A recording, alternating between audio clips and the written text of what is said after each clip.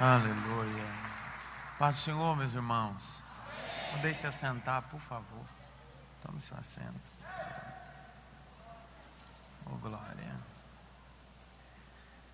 Que alegria estar com vocês nessa feita, entendendo que é um propósito divino servi-los essa noite. Ver a reforma como está, já nos últimos acertos, e ficando suntuoso a catedral aqui em Mauá. Agradecer a Deus pela vida do pastor Adelino, que é sempre hospitaleiro, generoso, pastora Genilda, pastor Mag, pastor Peterson, que são amigos, pastor Elson, a todos os pastores e amigos. Valentim, Deus te abençoe. Robson, Deus te abençoe. É meu primeiro compromisso em 2020. E eu decidi servir a Deus com força. Eu sou a terceira geração de pastor na minha família. Eu nasci na igreja. Eu casei virgem. Conheci minha esposa na igreja. Nunca bebi, nunca fumei, não. Isso não tenho nenhum testemunho macabro, não. Eu queria muito ter matado 4, assassinado 18. Mas não teve jeito. Esse ano para mim é um ano importante. Eu sou pastor local de uma igreja na Vila Maria e esse ano vou comemorar 15 anos pastoreando. Ainda que eu pregue em alguns lugares, em algumas igrejas, mas continuo sendo pastor local. E o que o pastor Adelino, nosso presidente aqui em Mauá, disse é verdade. E ratificando o que o Robson disse aqui, os nossos púlpitos estão vomitando estrelas. Os nossos púlpitos estão vomitando artistas. Nós precisamos voltar à simplicidade do Evangelho de Deus. Amém. Eu queria te convidar a ler um texto comigo. Marcos.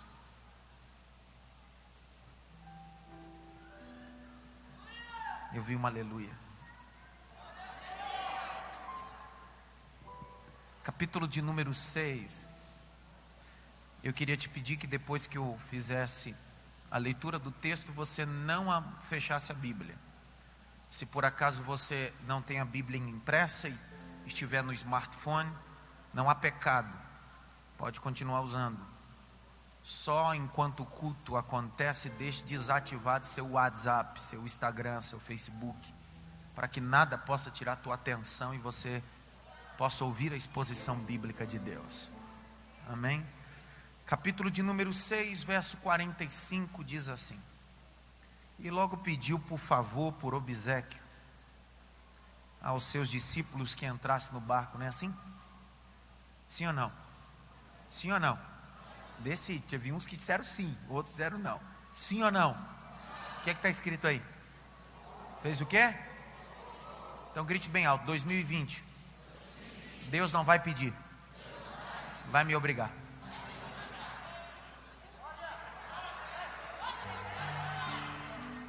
Ninguém deu glória, você viu? E logo obrigou os seus discípulos a subir no barco, passar adiante para outra margem, a Betsaida, enquanto ele despedia a multidão. E tendo despedido, foi ao monte orar. E sobrevindo à tarde, estava no barco no meio do mar, sozinho em terra. E vendo que se fadigava a remar, porque o vento era contrário, perto da 4ª vigília da noite, aproximando-se dele e andando sobre o mar, queria passar adiante, mas quando eles o viram andar sobre o mar, cuidavam que era um fantasma. Grite bem alto: fantasma. Fantasma. Deram gritos. Então nem todo barulho é grito de louvor, tem barulho que é grito de medo. Tudo bem. Verso 50.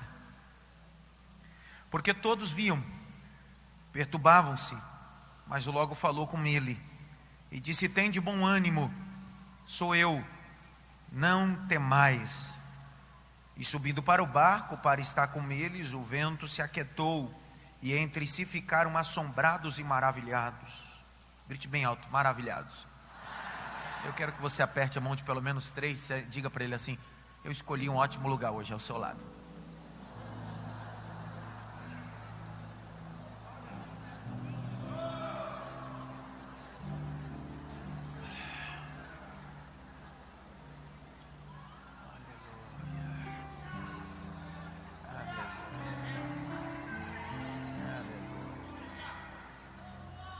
Deixa a Bíblia aberta.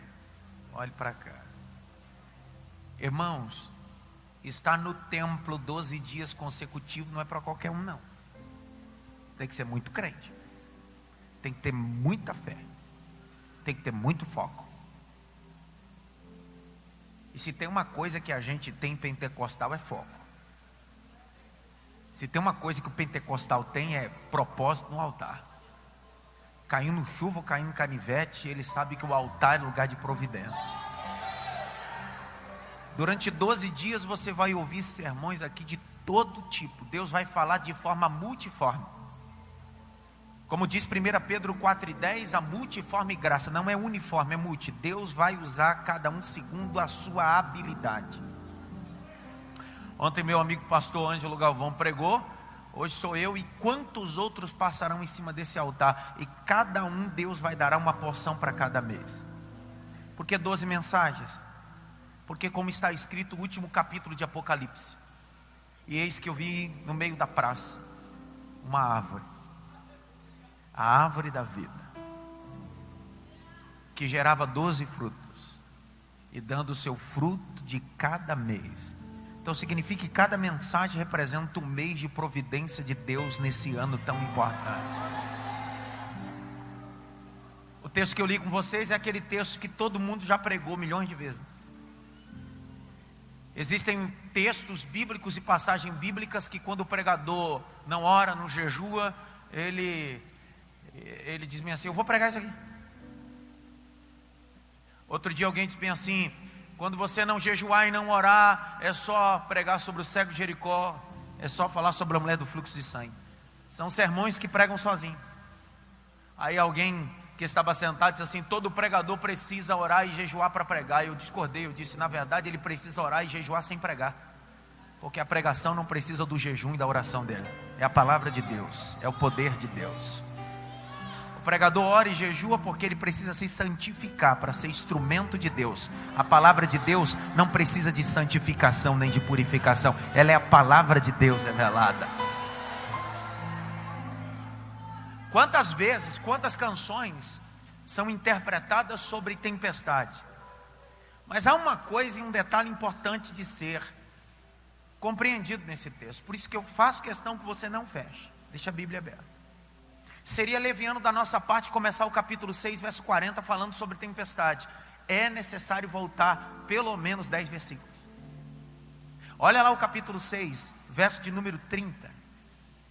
A história da tempestade não começa no verso 40. A história da tempestade começa no verso 30. Pastor, então por que o senhor não leu o verso 30? É cunho proposital, é pano de fundo, é guisa introdutória. O texto diz que Jesus está comissionando seus discípulos. Jesus está vivendo um momento de ascensão ministerial. Capítulo de número 6, verso 30, os discípulos estão indo e pregando a palavra. A demanda evangelística e missiológica está acontecendo. E a demanda aumenta tanto que o capítulo 6, verso de número 30 e 31, os discípulos não têm tempo para descansar, não têm tempo para comer. E Jesus vai dizer a eles: ei, senta um pouco, come um pouco, porque não confunda ministério com ativismo. Jesus vai fazer esses discípulos sentarem e comer.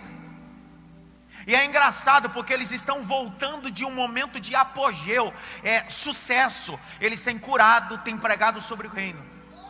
E ao invés de Jesus bater palma e liberar uma nova demanda, Jesus decide: é tempo de sentar, é tempo de se alimentar. Eu amo servir Jesus porque Ele sempre vai nos colocar no devido momento e na hora certa para um restart, um reinício. Não sei se você entendeu ainda. Sabe, a gente precisa deixar desse ativismo de vida cristã, Porque sem perceber a gente acaba vindo para o mesmo culto, dá o mesmo glória, a mesma oração e senta no mesmo lugar. Sem perceber a gente passa 10, 20, 30 anos falando a mesma língua estranha, sem a presença de Deus, só no decoreba. Ninguém fala nada. Existe parte do cérebro que nós chamamos de córtex cerebral, é o HD. E sem querer a gente acaba decorando a língua estranha. E infelizmente isso faz parte de um ativismo ministerial. Pastor, o que o senhor veio falar isso? Sim, eu vim falar sobre isso. Jesus está dizendo: vocês não estão comendo e podem se enfraquecer. Vocês não estão descansando. E toda pessoa que não descansa faz a coisa de qualquer jeito. Primeira palavra que eu vou liberar em 2020 para a minha vida e para a sua: Deus vai nos dar um período de nos assentar. Pastor, mas eu prego, eu faço, eu aconteço. Deus está dizendo essa noite: é tempo de se sentar um pouco, descansar um pouco, comer um pouco, se alimentar um pouco. Mas como eu estou vivendo? Olha o capítulo 6, olha o texto, verso 31. E ele lhe disse-lhes: vinde a vós aqui à parte, a um lugar deserto, repousai um pouco, porque havia muitos que iam e vinham, e não tinham tempo para comer. Você está fazendo tanto e está perdendo a qualidade pessoal. Sabe o conselho do apóstolo Paulo ao seu filho na fé, pastor da igreja de Éfeso? Timóteo, meu filho, cuida-te de ti e depois da doutrina. Você está cuidando da doutrina e está esquecendo de cuidar de você. Ixi, meu Deus. Deixa eu te falar uma coisa: amor não está relacionado com sentimento. Amor é mandamento, é raciocínio, é inteligência. Pastor, o que é isso? Olha o que Jesus ensinou: antes de você amar o próximo, aprenda que você só pode dar para o próximo aquilo que você provou primeiro. Antes de eu te amar, eu preciso me amar. Antes de eu te dar atenção, eu preciso me dar atenção. Ninguém fala nada. Presta atenção nisso. Jesus está dizendo: ei, antes de você continuar fazendo, senta.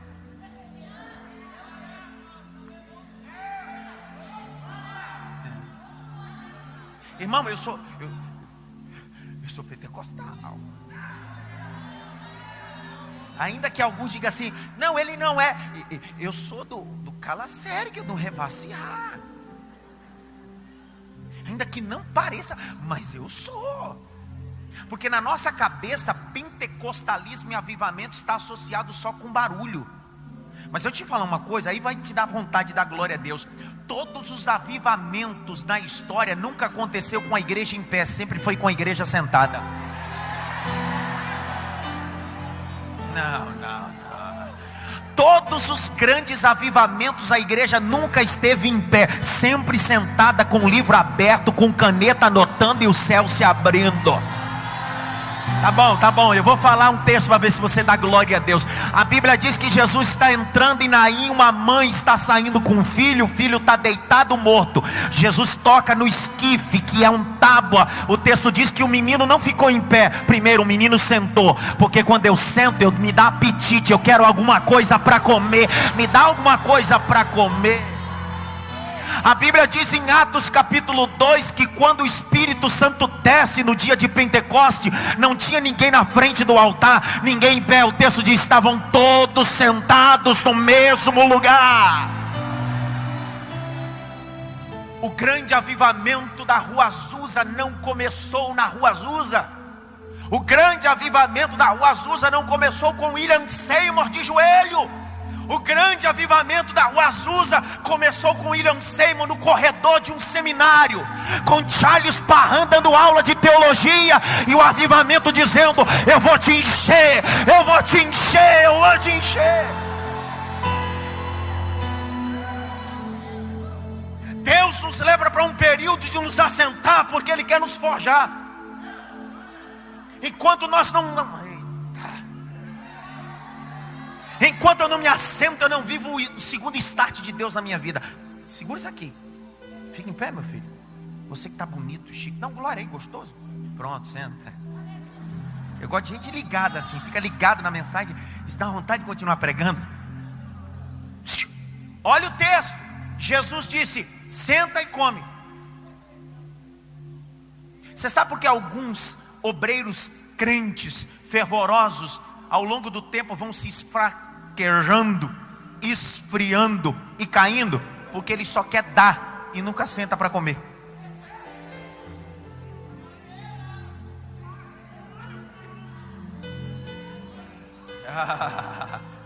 Outro dia eu fui pregar num culto, o obreiro disse assim: rapaz, prega, porque eu estou tirando um monte de mensagem. Eu disse: você vai morrer. Ele disse: por quê? Porque você não tem a capacidade de sentar para ser ministrado, é só para tirar mensagem.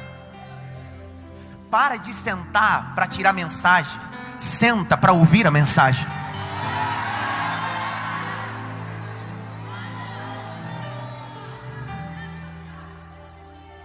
Grite bem alto: senta e come.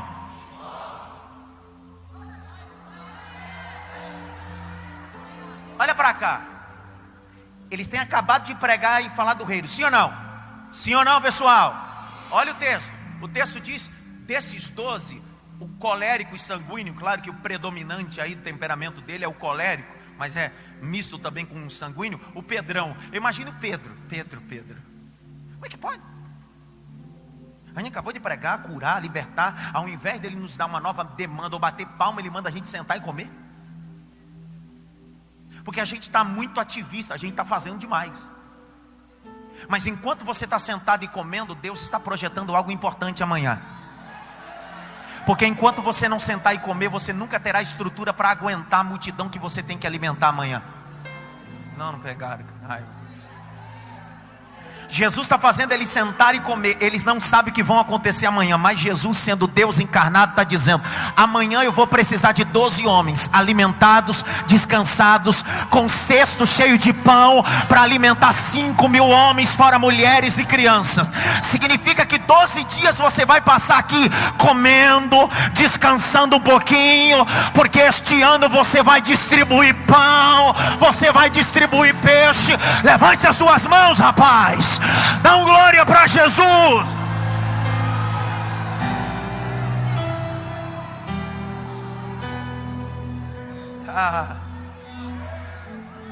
O texto vai dizer que Jesus manda eles sentarem e comer. Depois que eles estão alimentados e descansados, o texto diz que uma multidão se aglomera. Se não tivesse descansado e comido, teriam disposição para distribuir? Você está dando para entender que o tempo da distribuição você come porque você não obedeceu sentar e comer? Vixe. Porque existe um tempo na nossa vida que é o nosso tempo, é o tempo de eu comer e descansar. E existe um tempo que o outro senta para ser alimentado e descansar, e você serve porque você está alimentado e descansado. Mas quando você queima a etapa e não ouve a orientação de Deus no tempo de milagre, o tempo que é para sentar você fica em pé, e o tempo que é para ficar em pé você fica sentado. A multidão se aglomera. Jesus que vai falar de reino sobre eles, grite bem alto: reino. Aí o texto diz que o tempo vai declinando. Um dos discípulos assim: Senhor, manda esse povo embora. Porque alguns acham que cristianismo é só língua estranha. Cristianismo é ação social. O que adianta eu visitar a casa de um necessitado precisando de alimento e só entregar oração? Sou medíocre de todos. A fé sem obras é morta. Jesus está implantando o reino de Deus. Está dizendo: o reino de Deus é espiritual, mas também é físico. Aí eu gosto disso, porque o texto diz que Jesus olha para os 12 discípulos e faz a pergunta para um. Abre comigo, por favor, João, por favor, capítulo 6. Vamos utilizar a Bíblia.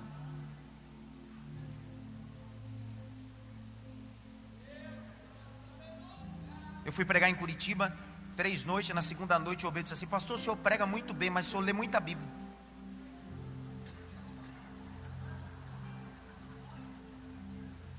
Eu disse: não entendi. Aí o senhor fica pedindo para a gente ler a Bíblia no culto? Eu disse: acho que é hora de eu ir embora hoje. Devo estar no lugar errado. Porque o que santifica, o que muda, o que aviva, o que abre porta. Tem alguém aí que ama a palavra? Olha o capítulo de número 6, verso de número 4. E a Páscoa, a festa dos judeus, estava próxima. Então Jesus, levantando os olhos, vendo uma grande multidão, vinha ter com ele, disse a Filipe: Aonde compraremos pão para isso comer? Para. Quantos discípulos Jesus tinha aí? Quantos? Presta atenção. No meio de 12 discípulos, quem eram os mais próximos de Jesus? Não, vamos lá, vai. O que Filipe está fazendo nessa pergunta?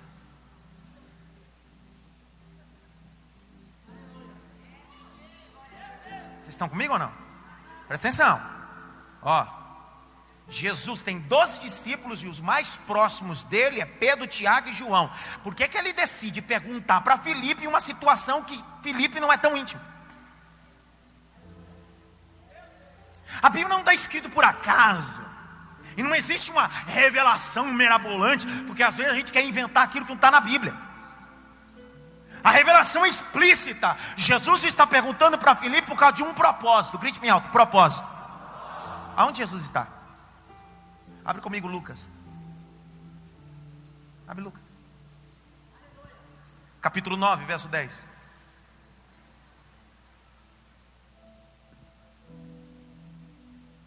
Lucas 9, 10.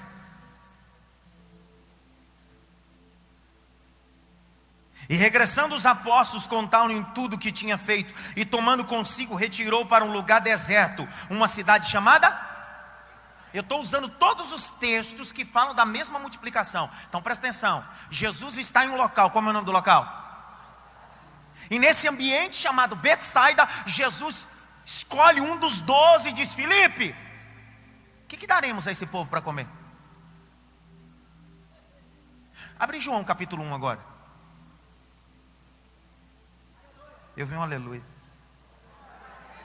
João 1,43.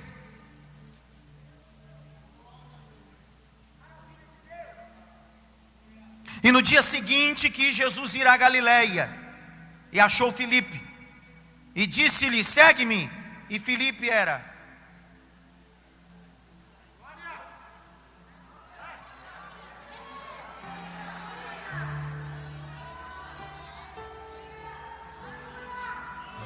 Que raiva que me dá, cara. Que raiva que me dá, cara. Não, olha para cá, presta atenção. Quantos discípulos ele tem? O local que ele está, como é que se chama? E Filipe é da onde? Então Jesus está perguntando para Filipe, porque Filipe conhece muito bem aquela. Então Jesus está perguntando: já que você conhece muito bem, me explica como é que eu faço para resolver esse problema aqui.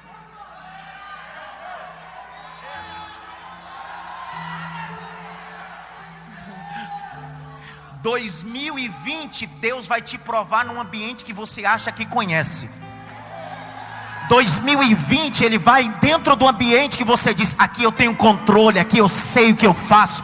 E Ele vai perguntar para você: e aí, o que é que dá para fazer aqui? Você vai descobrir que você não tem mais o controle, que o controle está na mão dEle. Ele é Deus todo.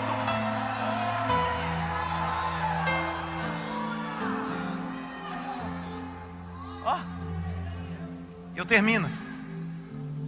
Termino? Termina ou não? Sim ou não?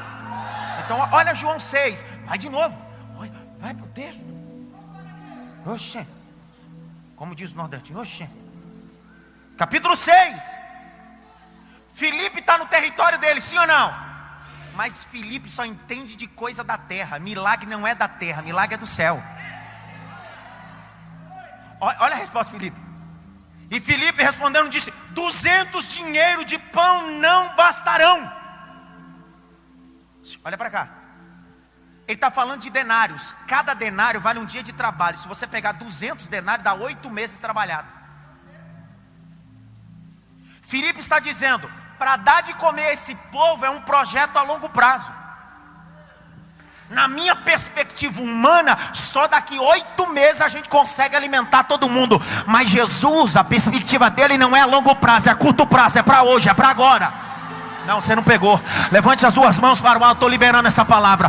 O milagre que Deus tem para você hoje, Ele não vai deixar para amanhã. O que é hoje é hoje. Milagres precisam acontecer hoje. Por que a gente é igual Filipe? A gente está no nosso território que a gente conhece muito bem, mas infelizmente o nosso planejamento é só a longo prazo. E uma multidão está esperando, e eles não podem esperar 8 meses. Teu casamento não aguenta mais 8 meses. Teu ministério não aguenta mais 8 meses. Tua vida de oração não aguenta mais 8 meses. Vou continuar falando. Tua empresa não aguenta mais 8 meses. Então, por favor, reage logo. Reage logo, reage logo. Não, daqui para o final do ano, a meio do ano eu dou um jeitinho. O Felipe está fazendo desse jeito. Dá para dar um toque pelo menos em 3? Isso aqui é um cunho pedagógico. Diz para ele assim: prazer, meu nome é Felipe.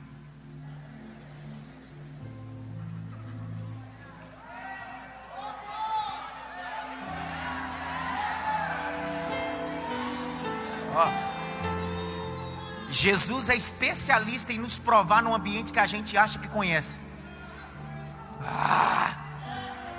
Jesus é especialista em nos provar num ambiente que a gente acha que conhece. Vou abrir um parênteses. Pedro conhecia muito bem o mar da Galileia. Pedro conhecia aquele lugar de palmo a palmo. O texto diz em Lucas 5 que Pedro pescou a noite toda e não pegou nenhuma piaba, nenhuma carazinho. Lá vai Jesus, entra no barco dele, começa a ensinar, porque não existe milagre sem ensinamento. Não, vou falar de novo. Não existe milagre sem ensinamento. Primeiro aprende, depois vive o milagre. Vou falar de novo. Primeiro aprende, depois vive o milagre. E o texto diz: e Jesus ensinava sobre o barco. Pedro está lavando as redes. Pega essa para você dar glória a Deus. Jesus disse: Pedro, está lavada a rede, arrumou o buraco, entra no barco, vamos a águas profundas. Por quê? Porque lá você diz que conhece, e história de pescador cardume só dá à noite. Vou te mostrar que lá quem conhece sou eu, quem opera milagre sou eu sou o Senhor. Chorabaia, calamanchoebassai. Pastor, mas é economia, o meu ramo de trabalho. Entrega na mão dele, você vai ver o que ele vai fazer esse ano na sua vida. Levante as duas mãos para o alto, por favor. Pastor, por que eu tenho que levantar a mão no culto? Porque está na Bíblia, rapaz. Salmo 134, verso 1 diz assim: levantai as vossas mãos do santuário, bendizei ao meu nome, porque eu te abençoo desde Sião. Abra a boca, diga glória a Deus. Deus vai me levar a um ambiente. Oh.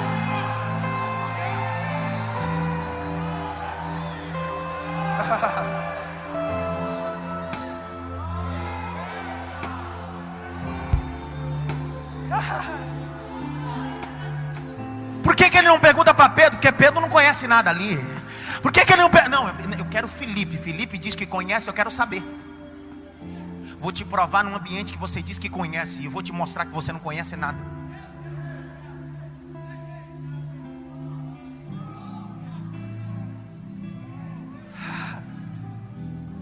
E a nossa perspectiva é sempre a longo prazo, a dele é curto prazo, é para agora já. Isso aqui é para você dar glória a Deus. Lucas 19, Jesus usou a palavra hoje na casa de Zaqueu 2 vezes. Desce depressa, porque hoje me convém pousar na tua casa. Quando entra na casa de Zaqueu, diz assim: hoje chegou salvação a essa casa. Jesus disse: eu não vou deixar para amanhã, não vou deixar para a semana que vem. Vou entrar hoje, vou salvar hoje, vou mudar hoje, vou transformar hoje.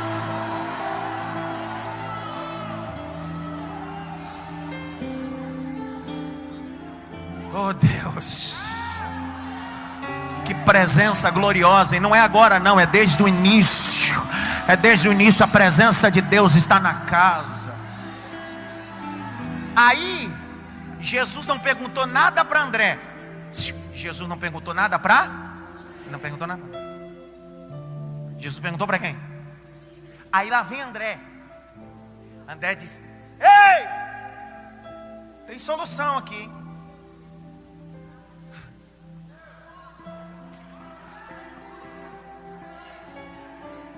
O problema nosso é que a gente vive a síndrome de Filipe e a síndrome de André. A síndrome de André é pior. A gente traz a solução, mas quando a gente percebe a multidão, a gente diz assim: mas o que é isso para tanta gente?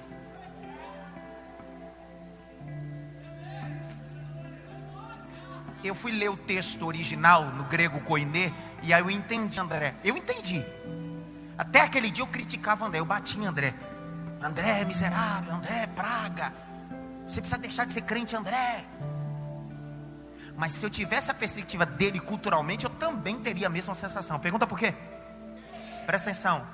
O menino que ele encontrou no meio da multidão tinha 5 pães do quê? Não, 5 pães de cevada. Isso muda tudo. Segundo Isaías, o pão de cevada era pão de pobre. A colheita da cevada era antes do trigo. Era o pão duro. Era tão duro que Gideão, que o sonho que os midianitas tiveram sobre Gideão invadir um acampamento dos midianitas foi um pão de cevada, porque é um pão duro, é pão de pobre. É por isso que André está dizendo, o que é isso? Ele está dizendo, esse pão é de pobre, é pão duro. Isso aqui não vai dar não. É assim que a gente começa o ano. A gente traz a solução, mas a gente percebe que o que a gente tem, muita gente tem, que é pouco, é duro e é difícil. Mas presta atenção, Jesus vai operar um milagre. Se você não der glória agora, eu te pego, tá? Jesus vai operar um milagre, diz assim, coloca o pão na minha mão.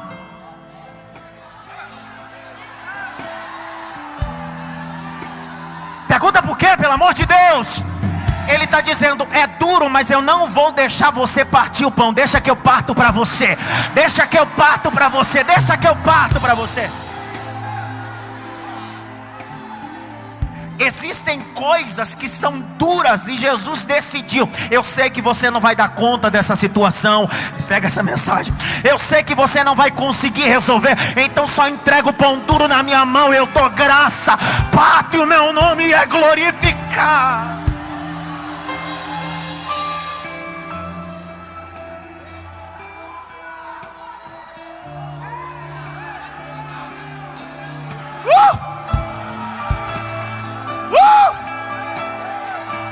Só quem ama a Bíblia da glória.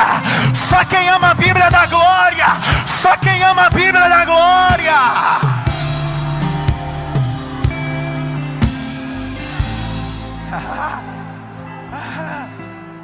O menino tem quantos pães? 5 de quê? De quê? Tem quantos peixes? Que peixe o quê, rapaz? Peixinho.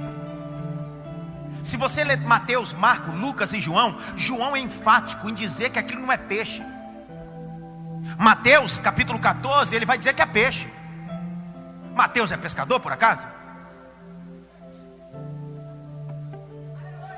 Marcos vai escrever capítulo 6, ele chama de peixe. Não entende nada de pescaria.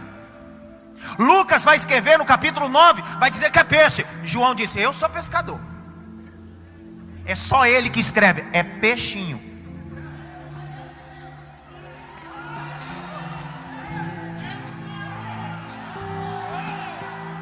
Para Mateus o milagre era a partir de um peixe, já é um milagre.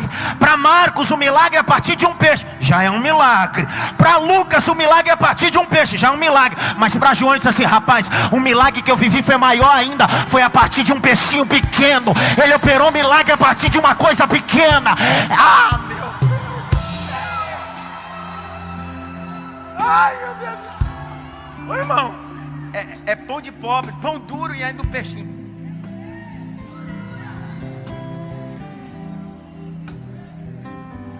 E eu termino. Termina? Sim ou não? Sim ou não?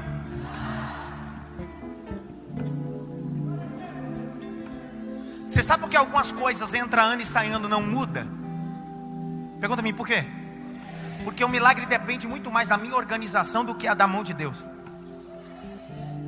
Quando trazem um rapaz que tem 5 pães de cevada e 2 peixinhos, Jesus olha para os discípulos e diz assim, já que vocês já comeram e estão descansados, organiza.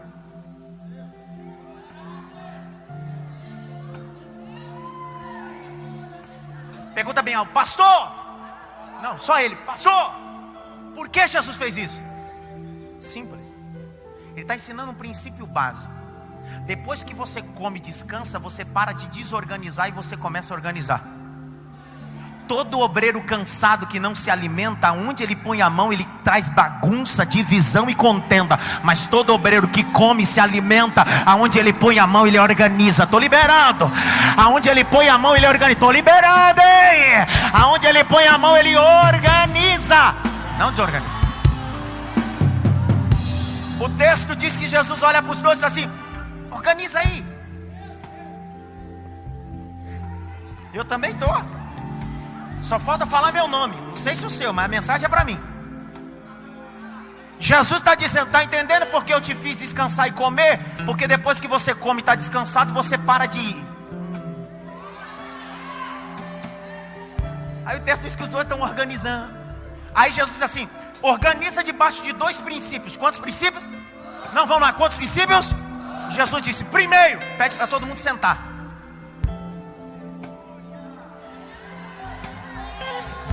Vou falar de novo. Pede para todo mundo. Todos os grandes avivamentos aconteceram como? Em pé ou sentado?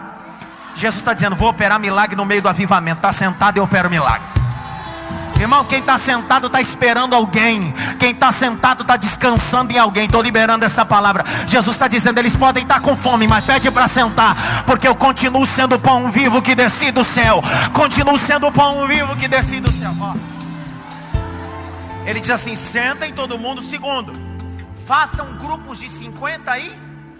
Jesus está dizendo bem assim: a vida cristã não é feita de uma multidão, é feita de contato. Jesus está dizendo assim: eu posso ser um pastor de uma igreja que tenha 5.000, fora mulheres e crianças, 10.000, mas é uma igreja, não é um salão de festa.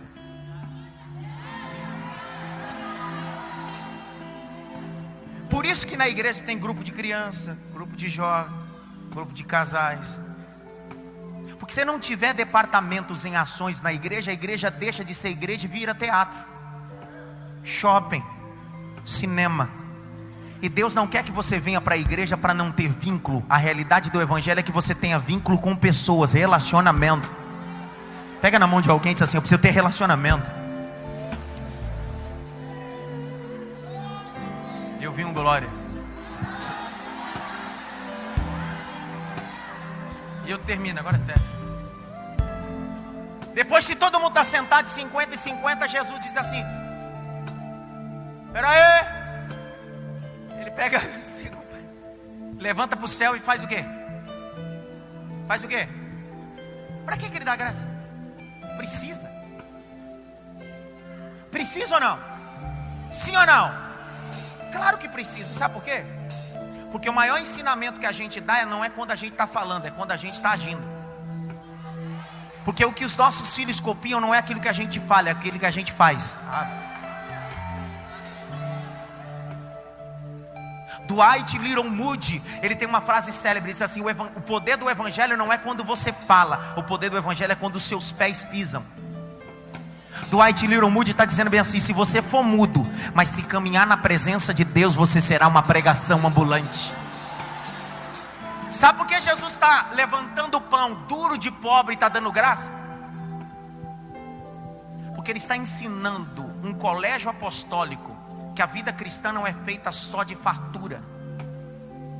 Nem todo dia você vai ter trigo, nem todo dia você vai ter farinha branca, nem todo dia será dia de glória, de aleluia. Haverá dias de deserto, dias de vale. Mas Ele está dizendo: se você aprender da graça no pouco, no muito eu te coloco. Levante as suas mãos para o alto, por favor. Deus está nos convidando essa noite a dar graça no pouco. Eu queria que você desse graça a Deus, dissesse aleluia a Deus. Pastor, a porta está fechada, dá graça. Pastor, eu estou enfermo, dá graça. Pastor, eu estou desanimado, dá graça. Aumenta o volume, Ademauá. Aumenta o volume, Ademauá. Essa noite é noite de graça, é noite de glória.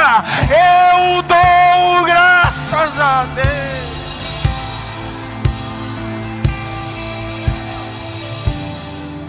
O texto diz que depois que Jesus dá graça, ele sai, cada um com um cesto.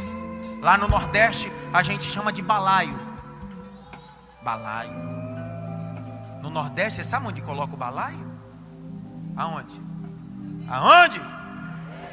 Por isso que a gente tem a cabeça chata, já para apoiar o balaio. É tudo dentro da nossa cultura. Por isso que não cai. Agora olha isso daqui. Eles vão transicionando ou transitando no meio do povo, distribuindo. Grite bem alto, distribuindo. Não, mais alto, distribuindo. O quê? Mas quem abençoou? Quem partiu? E eles fazem o quê? Pegou ou não? Não é você que abençoa. Você só distribui. Vou falar de novo. Não é você que abençoa, você só distribui o que ele abençoou. Pastor, mas olha onde Deus tem me levado no campo profissional. Olha o que Deus tem feito na vida ministerial familiar. Não se esqueça, você está indo longe, porque Ele abençoou, você só está distribuindo. Quem distribui, chega em lugares que aquele que abençoou não chegou ainda. Eles vão distribuindo. Quando acaba, o texto diz que todos comeram, repetiram. E como é que estava o cesto? Como é que pode? Me explica para mim como é que pode. O texto diz que acabaram-se os 12 cestos como o quê? Cheio. Porque da intensidade que você reparte, a intensidade que fica cheio. Oh. Não tenha medo de repartir, tenha medo de dividir. Porque quem divide não acrescenta nada, mas quem reparte... Você já viu gente que quanto mais dá, mais tem? Quanto mais distribui, mais tem. Alguém diz assim: o que está acontecendo? É simples, eu encontrei a lei do milagre. Qual é? Eu distribuo e meu cesto continua cheio. Eu distribuo e meu cesto continua cheio. É distribuir. Aí me dê mais 10 minutos e eu termino o texto. Aí você diz: o que tem a ver? Esse pastor veio atribular o nosso propósito de 12 dias. Porque ele lê uma coisa e prega? Não, longe de mim cometer essa gafe exegética. O texto diz que agora a multidão está oriçada. Jesus, capítulo de número 6, olha o texto que a gente leu, verso 40. Eles acabaram de distribuir pão, sim ou não? Não foi um bom trabalho? O que eles estão esperando? No mínimo Jesus bater palma e dizer assim: parabéns, sim ou não? Aí o texto diz bem assim, Valesi: e Jesus obrigou-os a entrar no barco. A palavra obrigar no grego, koiné, significa forçar a barra.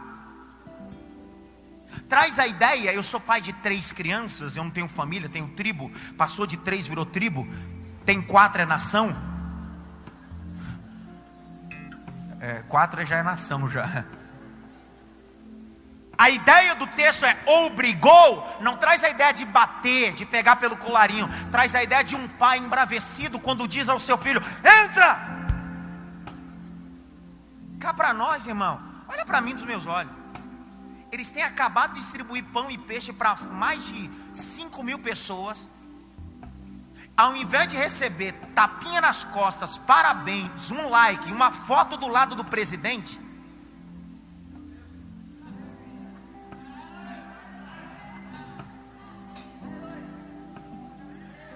em público, Jesus olha para os dois e diz assim: entra!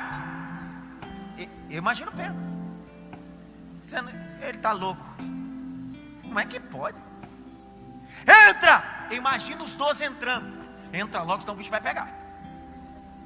Aí o texto é assim: e obrigou-os a entrar e disse: atravessai para o outro lado. E Jesus estava se despedindo da multidão. Outro dia eu falo isso aqui, significa. Outro dia não? Não, outro dia ou não agora? Eu fiz uma bariátrica, faz 6 meses. Eu perdi 48 quilos já. Ninguém deu glória, tudo com inveja. Inveja é uma desgraça, né, irmão? Eu senti, meu Deus do céu. E eu amei fazer bariátrica, pastor dele. Porque antes eu comia de 6 em 6 horas, agora eu como de 3 em 3 horas. Bariátrica vai ser comer mais vezes, é pouquinho, mas come. Presta atenção onde que eu quero chegar. O texto diz que todo mundo comeu e a multidão teve contato com os discípulos, mas não tiveram contato com Jesus. Quem é que deveria se despedir do povo? Os discípulos, sim ou não? Mas Jesus está dizendo: ei, vocês só distribuíram. Quem tira selfie Quem tira foto não é quem distribui, é quem opera milagre. Vou falar de novo para ver se você pega. Jesus está olhando para os dois e diz assim: entra no barco e sai fora, porque a selfie, a foto e a glória e a honra não é para vocês. Toda honra, toda glória é para Jesus.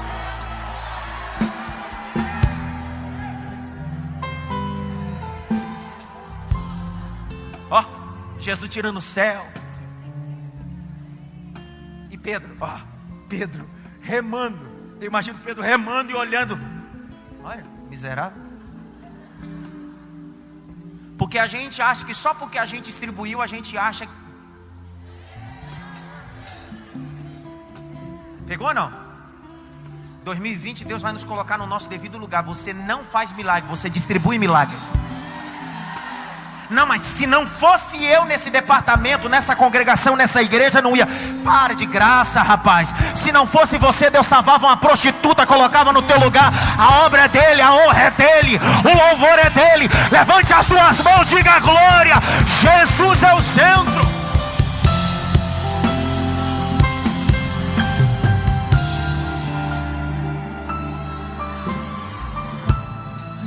Eles estão remando, grite bem alto, remando.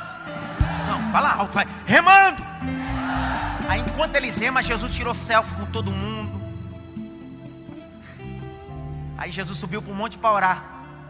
Por que Jesus sobe do monte para orar? Porque quem está em cima de uma colina tem a capacidade de visualizar tudo que está no lago. Mas quem está no lago não consegue ver o que está em cima da colina. Aí o texto diz que um vento começa a soprar, uma tempestade começa a vir. Aí o texto diz que Jesus vai descendo da colina. O texto vai dizer que eles estão remando e estão cansados. O texto diz que eles estão no meio. Eles estão tão cansados que não conseguem nem concluir nem voltar. Você já viveu a vida assim? Que você começou um projeto e agora não tem a capacidade nem de retroceder e nem de continuar, mas Jesus está vindo aí. Aí o texto diz que Jesus vem andando sobre as águas.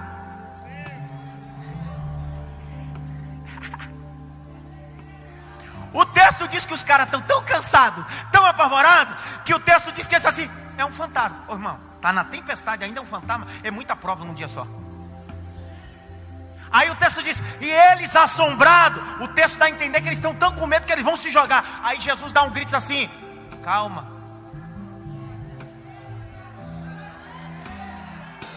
Jesus está dizendo, o teu medo vai fazer você pular do barco, e eu só opero o milagre se você ficar no barco.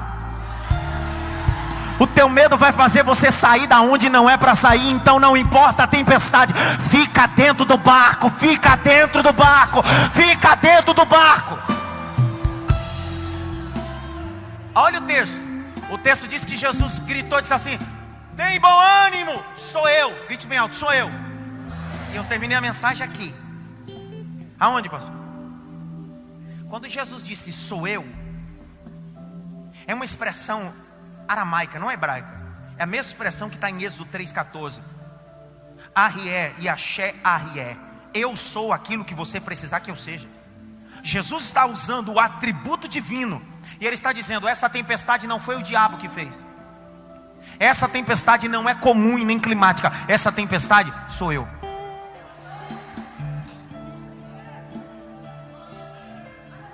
Próxima vez que eu vier aqui, eu vou explicar por que ele fez essa tempestade.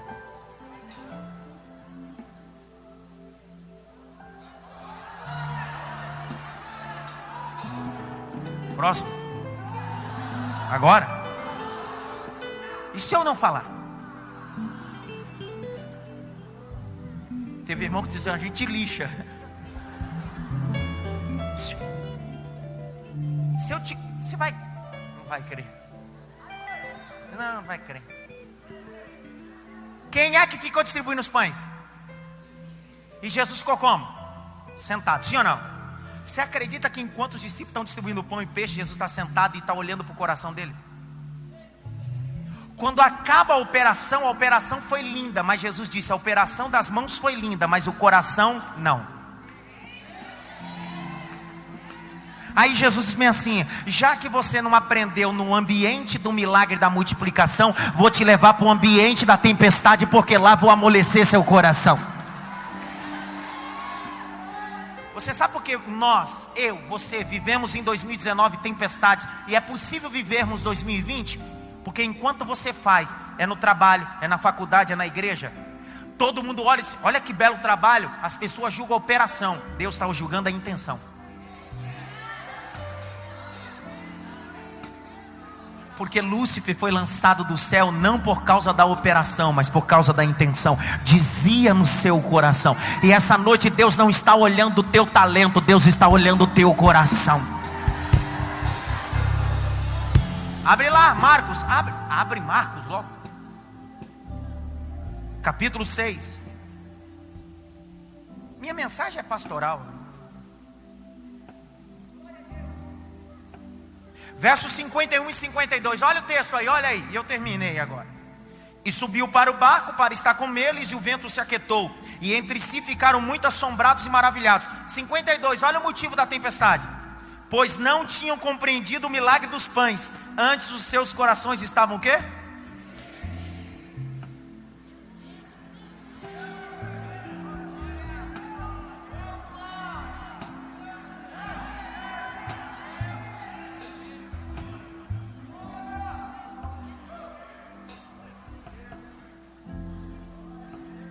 Aí você estava até agora dizendo: o que tem a ver a tempestade com a multiplicação dos pães? Tudo a ver. Porque a forma que você se comporta no dia da multiplicação vai definir seu amanhã, se será tempestade ou não. Não é só cantar, é cantar com o coração. Não é só pregar, é pregar com o coração. Não é só trabalhar, é trabalhar com o coração. Não é só ser pai, é ser pai com o coração. Não é só ser mãe, é ser mãe com coração. Não é só ser cidadão, é ser cidadão com coração. Deus está trocando o nosso coração. Tudo isso porque o coração estava como? Como é que está o meu e o seu coração?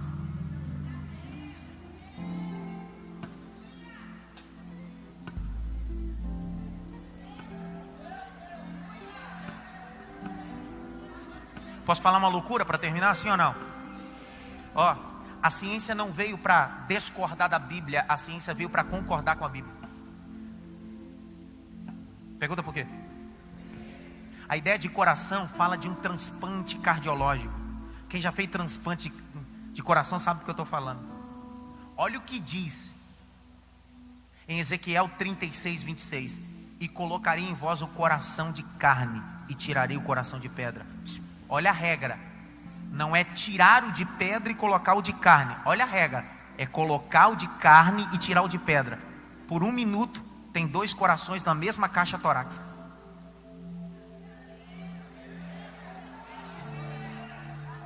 Quem já fez transplante de coração sabe que quando a cirurgia é feita, antes de tirar o que não presta, é implantado o que presta. Por 1 minuto o indivíduo tem 2 corações batendo nele, o bom e o ruim.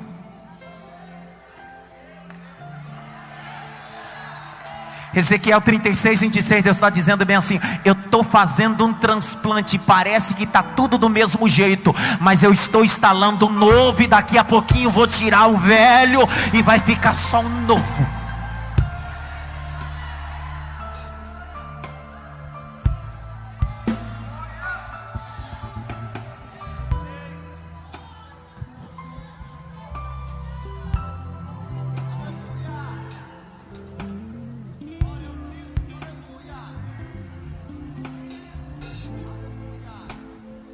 Aos pastores, companheiros de altar, sabe muito mais do que eu.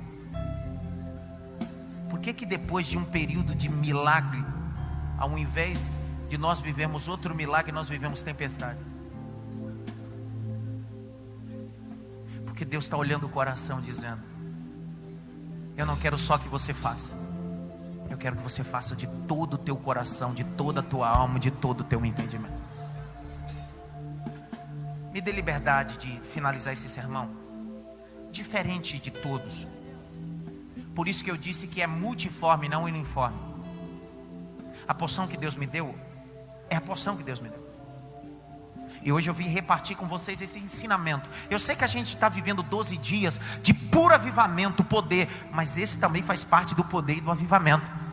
É uma das fatias da pizza. Deus decidiu olhar para nós dizendo bem assim: sabe a tempestade que você viveu? Não foi o diabo, fui eu. Porque eu sondei teu coração. E eu não queria te matar nem afundar teu barco. O que eu queria era fazer um transplante no seu coração. Pega na mão dessa pessoa que está ao seu lado. Não deixa ele se movimentar não. Pega na mão dele. Fecha o corredor aí. Fecha o corredor. O meu orgulho me tirou do jardim. Dá para cantar aí? Eu vou até inventar de cantar aqui, né? Robson, é melhor você cantar. Você canta, eu prego. Cada um na sua vocação, né? Esse negócio de eu cantar não é comigo não. Diga comigo assim: Espírito Santo, obrigado por essa palavra. Grite bem alto: Espírito Santo, esse ano Deus vai me provar no ambiente que eu acho que conheço, mas vou perceber que é Ele que conhece. Diga: Espírito Santo, 200 dinheiro não dá mesmo, mas 5 pão de pobre opera milagre. Fecha os olhos. Pai, em nome de Jesus, em nome de Jesus, em nome de Jesus, em nome de Jesus, feche os olhos e ore comigo. Em nome de Jesus, em nome de Jesus, em nome de Jesus, em nome de Jesus, em nome de Jesus, em nome de Jesus, em nome de Jesus, em nome de Jesus, em nome de Jesus, em nome de Jesus, em nome de Jesus, em nome de Jesus, em nome de Jesus. Seja cheio do Espírito Santo. Em nome de Jesus, seja cheio do Espírito Santo. Em nome de Jesus, seja cheio do Espírito Santo. Em nome de Jesus, seja batizado com o Espírito Santo. Em nome de Jesus, seja curado. Em nome de Jesus, seja livre. Em nome de Jesus, em nome de Jesus. Vai orando do jardim, tua humildade colocou jardim em mim. Se eu perder tudo que tenho em prova do amor, eu falharia. Deus está trocando o nosso coração.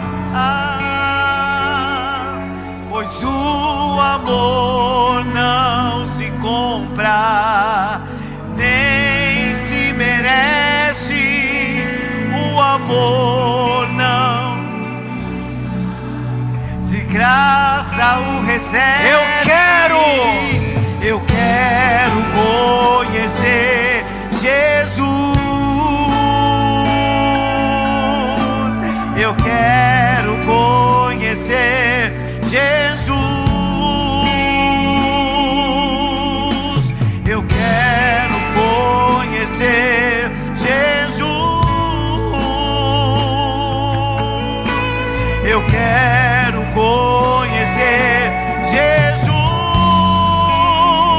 Meu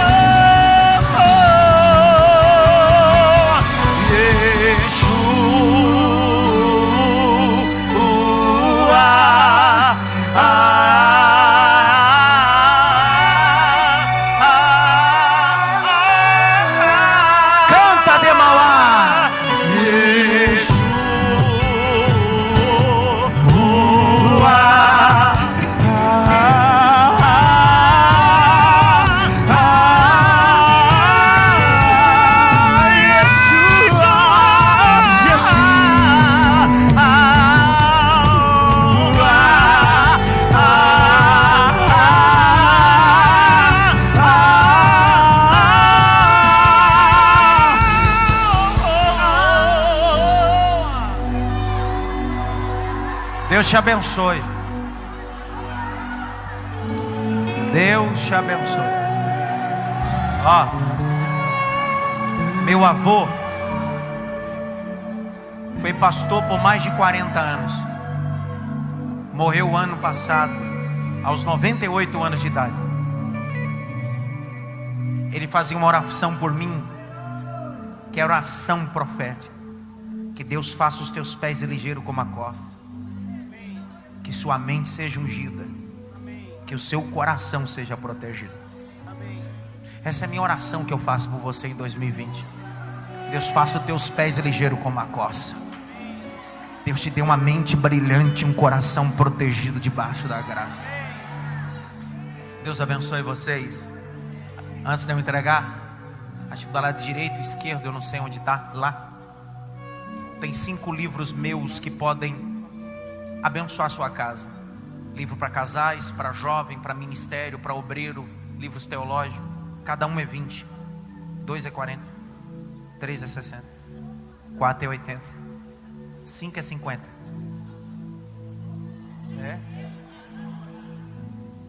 Se você for levar os 5, faz 50. Porque eu preciso que você leia.